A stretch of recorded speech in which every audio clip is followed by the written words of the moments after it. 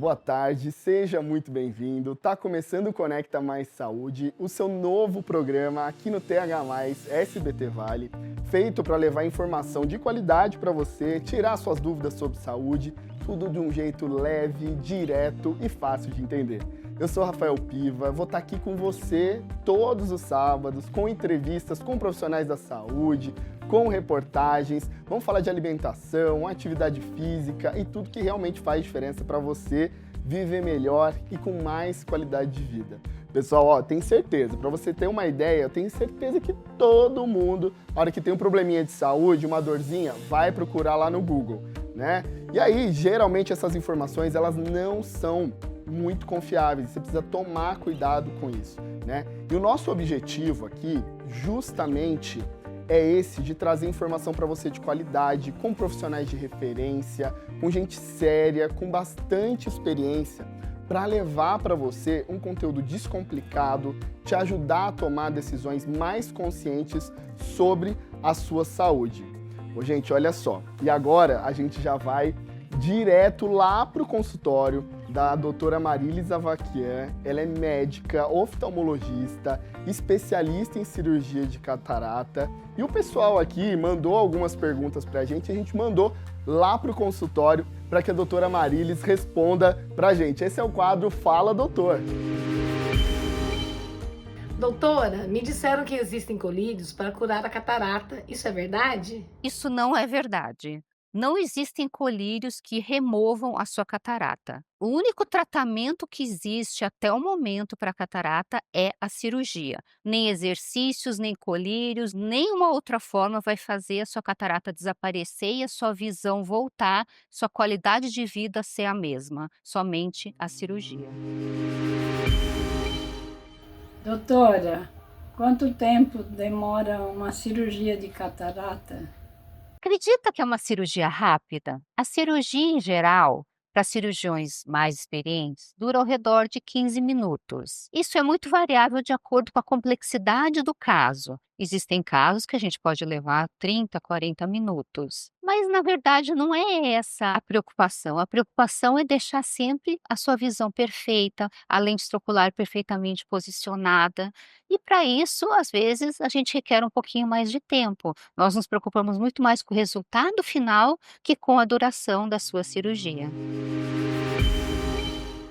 Olha só, a doutora Marilis é fera, não é verdade? Ela que fez aqui meus óculos aqui, se ela não tivesse feito isso daqui direitinho, eu não estava enxergando direito para conversar aqui com vocês hoje. Inclusive, quarta-feira agora, dia 7 de maio, que já passou, essa última quarta, foi dia do oftalmologista. Então, parabéns aí a todos os oftalmologistas desse Brasilzão que estão fazendo a gente enxergar melhor. E agora a gente vai falar de um assunto que preocupa cada vez mais os pais, que é a diabetes em crianças. Gente, olha só, pior que diabetes é uma coisa que todo mundo acaba associando sempre ali com o adulto, mas ele pode acontecer em criança também e a gente precisa ficar atento. Existem dois tipos, né, de diabetes, o tipo 1 e o tipo 2, com cuidados bem específicos para cada um desses. Mas olha só, pessoal, infelizmente vem aumentando os casos de diabetes infantil. Então a gente precisa entender os sinais, as causas, como prevenir, né? O que é essencial para garantir a saúde das crianças, né? E para a gente te dar mais informação, para você entender aí em casa melhor sobre isso, a gente convidou a doutora Ana Karina Figueiredo. Ela é médica, endocrinologista pediátrica, ela que cuida dos distúrbios como a obesidade, os hormônios nas crianças, a parte do crescimento, inclusive o diabetes. E aí, ela vai explicar pra gente de um jeito bem simples, bem tranquilo, para que você, papai que está em casa, consiga observar as diferenças entre os tipos da doença, o que dá para fazer para controlar e até evitar em alguns casos. Vamos conferir? Tudo bom, doutora? Tudo jóia, e você? Tudo jóia, prazer recebê-la, viu? É um prazer ficar com você. Que ótimo, doutora. E assim, pra gente contextualizar diabetes tipo 1 e tipo 2, qual que é a diferença das duas? Bom, quando a gente fala em diabetes, a gente sempre tem que pensar em glicemia elevada, então o açúcar do sangue elevado na corrente sanguínea. Então, sabendo que é uma hiperglicemia, a tipo 1, ela é decorrente de uma doença autoimune, ou seja, o pâncreas está sendo afetado e ele não consegue produzir a insulina, que é o porteirinho lá da nossa célula que vai abrir a célula para a glicose entrar e a gente usar como combustível. No diabetes tipo 2 é o contrário. Então o paciente ele tem uma obesidade, um sobrepeso e a insulina que a gente produz, ela não consegue fazer a ação dela lá na célula. A gordura atrapalha essa ação periférica. E aí o paciente ele produz muita insulina, mas ela não dá conta do recado. Então um não tem insulina, é uma doença autoimune. E o outro é derivado de um processo de obesidade e aí ele tem que produzir muita insulina para dar conta de reduzir essa glicemia. Olha só, e doutora, assim, quando a gente tá ali com nossos filhos em casa, né, começam a aparecer alguns alertas, né? Quais são esses alertas pro pessoal aí em casa já ficar ligadinho nisso? Geralmente, assim, na parte pediátrica, a mais comum é o diabetes tipo 1, né? O diabetes tipo 2 agora tá acontecendo, né? Mas o mais comum é 1. Então, os sintomas são: a criança vai ficar com uma sede excessiva, vai ter muita diurese, então vai ao banheiro fazer xixi muitas vezes, mais do que o comum. Ela vai ter muita fome, ela vai comer pra caramba, mas ao invés de ganhar peso, ela vai perder peso, ficar sempre fadigada, sempre cansada. Então é aquela criança que tá sempre no cantinho, cansada, reclamando. Papais e mamães aí, já fiquem ligados que são sinais de alerta importante e quanto antes descobrir, né, doutora, o tratamento é melhor, né? Com certeza. E assim, geralmente o diabetes tipo 1, o que acontece? O pâncreas ele vai parando de produzir insulina devagarzinho. Então esses sinais eles vão vindo, não é de uma hora para outra. Então quanto antes a gente nota essa coisa diferente e faz o diagnóstico, melhor, porque daí o paciente não chega naquela situação onde não tem mais insulina, passa mal e vai para o pronto-socorro. Às vezes até tem que ficar internado mesmo. Tudo que a doutora comentou, comecem a prestar atenção nos filhos de vocês. Obviamente que não é para fazer um alarde, mas prestem atenção, acho que esse é o recado.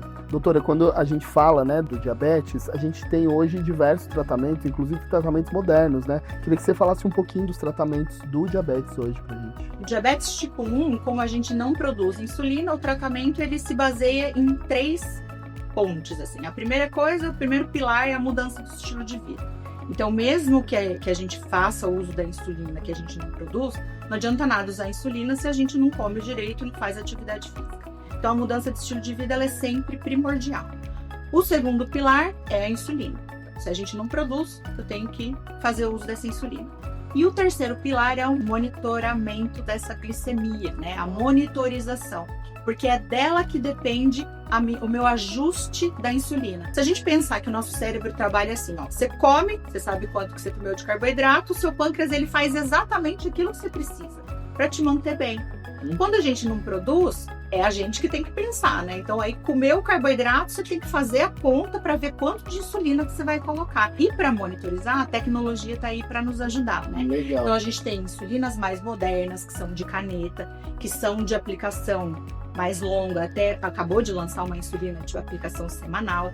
E a gente tem dispositivos que fazem essa monitorização sem que a gente tenha que ficar furando o dedo. É um dispositivo que você coloca no seu subcutâneo, ele dura 15 dias e ele vai passando 24 horas por dia a informação da sua glicemia no seu telefone. Pensando em criança, né, o maior perigo é a hipoglicemia, né, porque a criança pode desmaiar e se não for atendida, leva ao óbito mesmo. O pai diabético às vezes nem dorme, porque toda hora ele vai lá furar o dedinho da criança para saber se está fazendo hipoglicemia. Então, a qualidade de vida da família inteira fica reduzida. Então, esse dispositivo, você bota lá o alarme, então o médico te ajuda a cadastrar isso daí, o que é pouco e o que é muito, e ele pode soar em até 5 celulares. Então, viu que a glicemia está baixando, ele alerta. Eu acho que isso, assim, melhora a qualidade de vida da família e a qualidade de vida do paciente diabético também. Sem dúvida. Muito legal a gente ver a tecnologia avançando, né? Principalmente nessas doenças que acabam reduzindo a qualidade de vida de muitas famílias. Doutora, pra gente fechar esse papo que tá muito bacana, eu queria que você deixasse uma mensagem pros pais que estão lidando hoje,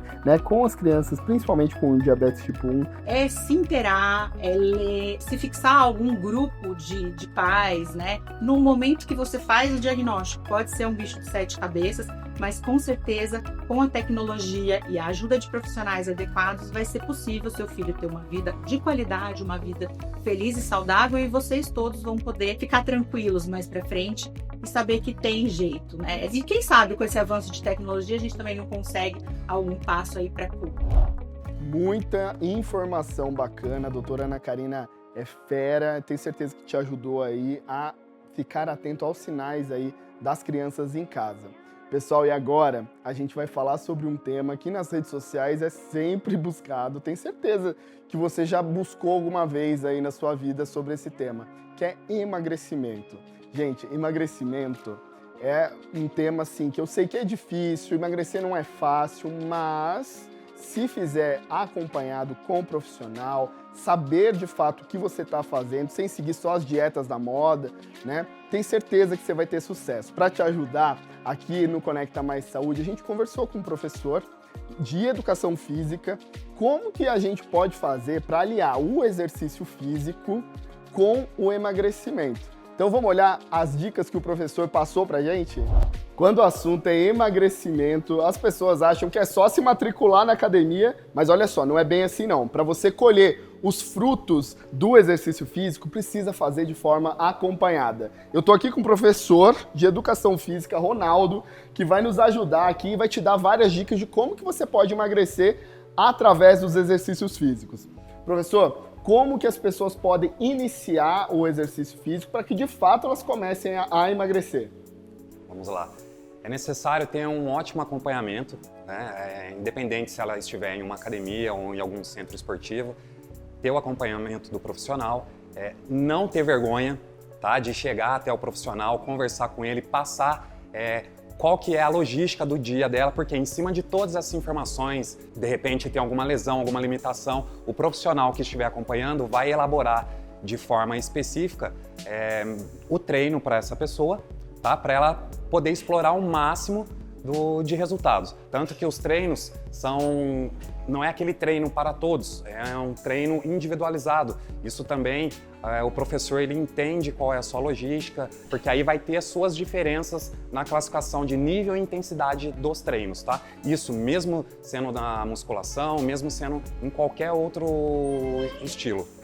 E também não é apenas a atividade física. A atividade física ela vai vir acompanhada de alguns outros fatores, como uma ótima noite de sono, uma alimentação regrada. Excepcionalmente importante essa pessoa procurar um profissional da área de nutrição para ela ter esse acompanhamento também.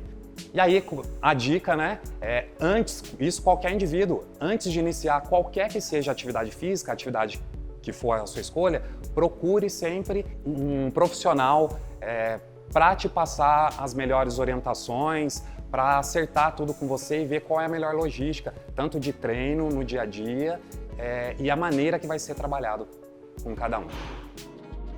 Ó, as dicas foram boas, hein? Então espero que amanhã você já comece a fazer os exercícios, nem que seja aí na sua casa, hein?